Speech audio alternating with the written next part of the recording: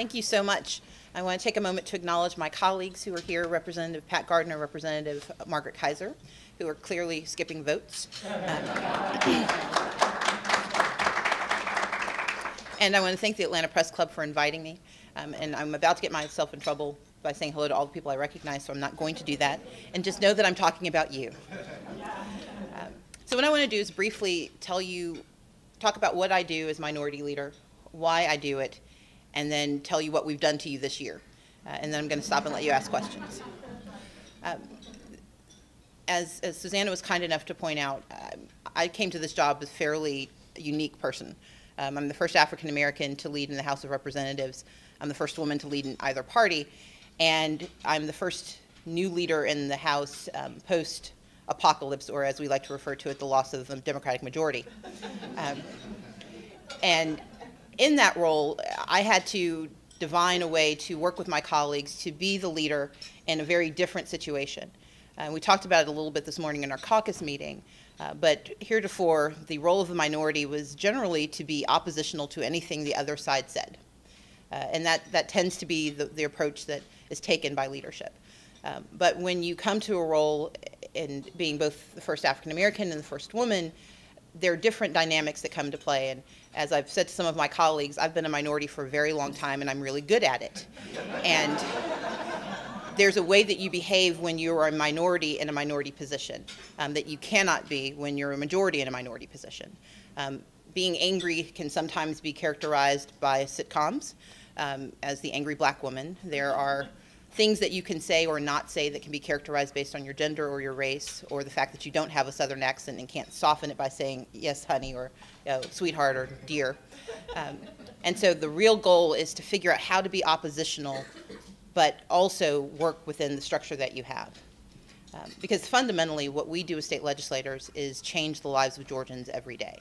For 40 days, we come to this place and we pass bills that fundamentally alter how we operate, sometimes in small, unrecognized ways, and sometimes in such large, significant ways that it alters the fabric of our society. And what I thank my colleagues for is trusting me with the responsibility of leading them in this endeavor. What that means, though, is that sometimes you can be oppositional for the sake of being oppositional, but more often we have to work together. Most legislators will tell you 80 to 90% of the time we all agree. It's that 10 to 20% where we disagree, and it's usually philosophy, geography, or economy. Sometimes all three at once, and sometimes pick your choice. But because those are the places we disagree, they're also often the most difficult places to find compromise. And I think leadership requires that we all try to find compromise in the most difficult space, not in the easiest space.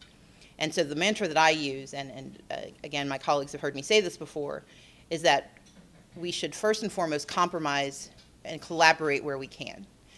We're in the minority. We didn't win. I'm planning to change that, but we're not there yet. And so while we're not in the majority, it is our obligation to collaborate where we can, because our constituents, the 47% of Georgians who vote Democratic, they expect to be treated and to be served anyway. They don't care that our party didn't win. They care that their lives be made better. And so where possible, we collaborate. That was evidenced last year on the Hope vote, where we worked with the governor to make changes, certainly not to agree to the fundamental core principles of the changes to Hope, but to recognize that there were real families and real people who were going to be harmed, and we wanted to make it better. This year we did so talking about 1162, the charter school bill. There were those who strongly supported it, others who strongly opposed it, but again, this was something that was going to happen, and so the question was, how do we work to collaborate to make it better? Sometimes collaboration can come by invitation, and sometimes you force your own invitation by voting no the first time and convincing them that they want to talk to you. We try both options, and sometimes they work. But first and foremost, I think our primary obligation is to collaborate where we can, because the people of Georgia, much like the citizens of the United States, want the work done. They don't necessarily care about how it gets done. But I think the other and equally important obligation of the minority is to compete where we should.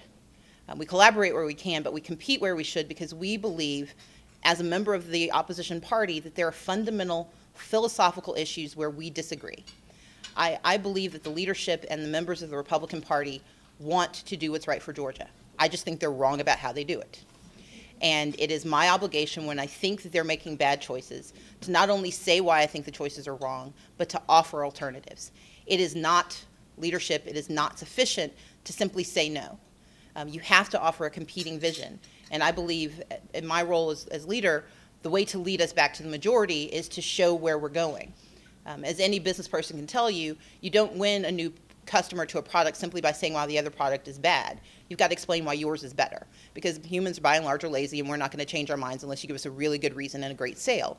And so my goal is to show that we have an opportunity through competitive ideas to say, here's what else could happen. Here's how we could be better. Here's how we could be different. And so where possible, we compete. And over the last few years, we've put out a pretty strong legislative agenda, and we've gotten increasingly better. Our batting average is up to probably about 250. First, we wanted people to acknowledge we had one. That was last year. This year, we actually got some bills out of the House and over to the Senate, where they've all died of slow and painful death. Next year, we're going to try to get them onto the Senate calendar, and maybe by the time 2016, we'll actually have them pass and come back to the House. But the goal is to make certain that we are saying things and that we're being consistent in our speech and consistent in our reach to citizens of Georgia. I've been very proud of our caucus because we spent a lot of time in the last 2 years actually going outside the Gold Dome. We have town hall meetings. We reach out. We speak.